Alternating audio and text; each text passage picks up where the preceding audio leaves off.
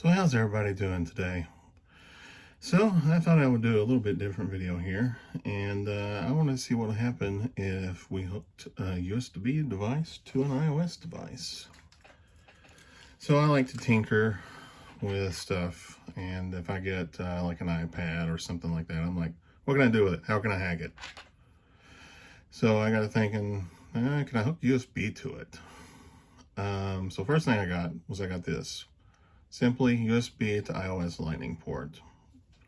So let's see what happens if we do something simple like hook this thumb drive right up to this and plug it into this iPad. Taking the iPad off screen a little bit, entering my code, not that anybody cares. But there we go, it is connected and we do have power. Uh-oh, what's this? You'll notice it says cannot use accessory. This accessory requires too much power. So this is the thing that iOS does whenever you connect the device via USB. And the light just went off on that. It says everything requires too much power. So to remedy that, this has the Lightning pass through and USB. And that's a way to get around having it say, oh, it's too much power. So I do have here somewhere a camera. I can tell you right off, the camera, I can't even get this one to power on. It did for a little bit, but then it stopped even powering on. The problem with cameras connected to an iOS device is the iOS device has no way to read the cameras.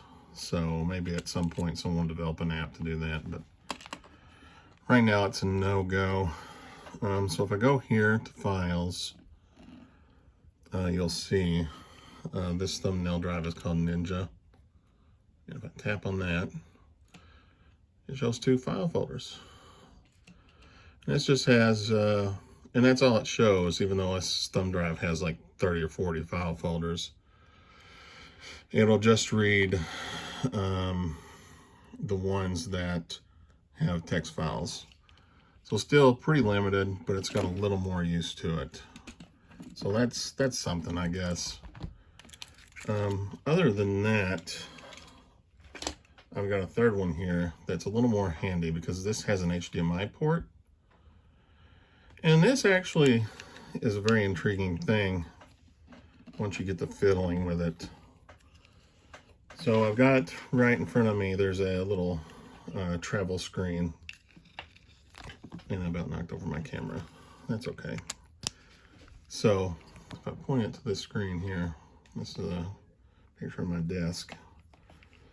So let's unplug my computer and plug this in.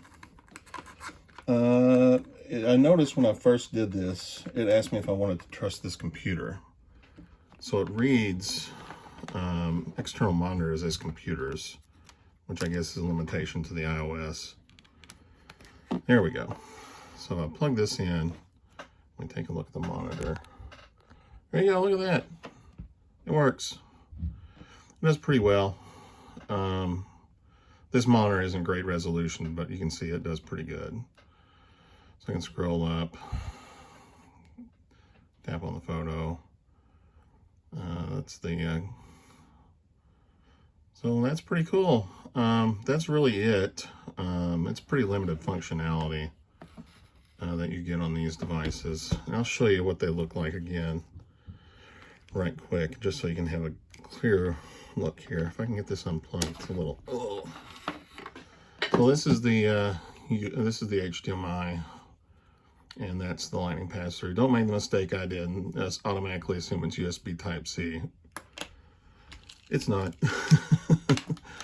But here's the USB one, same deal. It's got the Lightning pass-through and USB port. So that's kind of neat.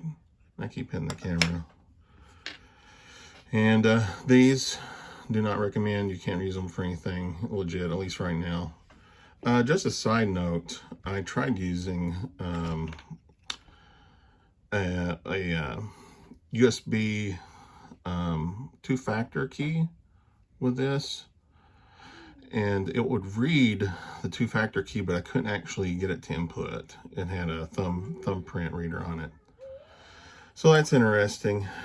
So yeah, I guess the takeaway I'd have here is if you want to hook something via USB to an iDevice, the advice I'd have is get an Android.